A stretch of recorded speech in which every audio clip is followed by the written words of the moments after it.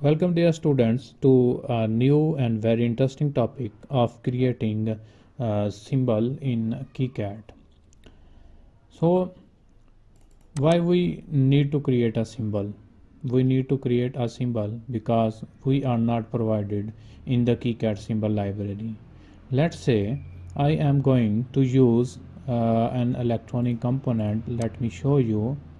This is the port expander PCA9506 which I want to use in my project, and for that I want to draw some schematic. So for that I should have some symbol of this project. I have opened this data sheet of my component PCA9505 for which I am going to design my symbol. I have also downloaded for my convenience over here. Let me open this. So this is a port expander PCA9505. When I go to KiCad and create a new project in order to draw schematic, let's name the project as custom symbol and hit save, and let me launch the schematic editor. We have seen this in the previous section, how to create a project and launch the schematic editor. Let's add symbol and let's check if we have this PCA9505 in our symbol library or not. So these are the list of all the symbols that are provided by the KiCad. So over here let me search PCA9505. As you can see that I have searched and found no symbol for PCA9505 port expander. So the symbols that are not present in the KiCad, we can design them, we can custom make them using our KiCad. Let me close this. Let me close this project. Close project. Now in order to draw the symbols we need to have some tool. The KiCad provides one of the finest tools for designing the symbol, that is symbol editor. Over here on the front panel, when you will launch your KiCad, you will see over here symbol editor. Click on over here and you can now launch the symbol editor. This is the front look of our symbol editor. Before we create our symbol, let's check what is the requirement, what are the pin number, how many pins this symbol should have, and what are their names. So this is the data sheet for PCA9505 and 9506. So you can scroll down over here. This you can also read this. There are a bunch of features that are provided in the data sheet.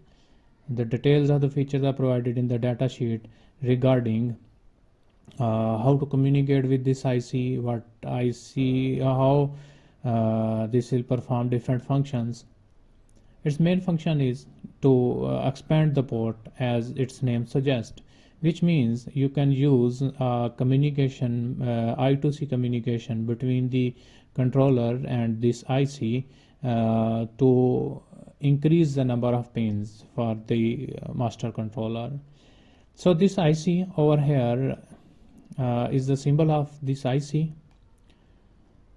It has 56 pins and we can communicate with the help of I2C pins, and it has 4 port banks and a power supply at pin number 6, pin number 11, pin number 18, and pin number 51. So you can see over here that this symbol pin number, the main important thing you want to note is the pin number of the symbols and its name. Pin number is very important in creating symbols, and the pin name is also important while making the schematic a readable one. So if you scroll down you can see, let me show you, this is 56 pin and it has a package of TSSOP 56, while over here you can also see this is also a 56 pin IC. Both are same ICs but their package differs. So This is package HVQFN56. If you scroll down, you will find the functions of the pins, like if SDA and SCL is on pin number 1 and 2 for package TSSOP56, for which we are going to design our symbol. And if we choose HVAQ FN56, then SD and SCL will be in 50 and 51. So as the package change, the pin numbers for the same functionality changes. So let's see that it has a serial data line, serial clock line, and it have 4 IO power 5 power IO banks, like IO bank 0, IO bank 1, IO bank 2, IO bank 3, and IO bank 4. And it has also provided ground supply on these pins and supply voltage on these pins. And it has address input at 0, input 1, input at 2 at pin number 27, 28, and 29 for our package TSSOP56. So in this section we are going to design our symbol for PCA9505. In order to design the symbol, the first thing is we have to launch our symbol editor. I have launched the symbol editor by clicking on the symbol editor tool in the main interface. So in the next video I will show you how to start how to build your custom symbol in KiCad.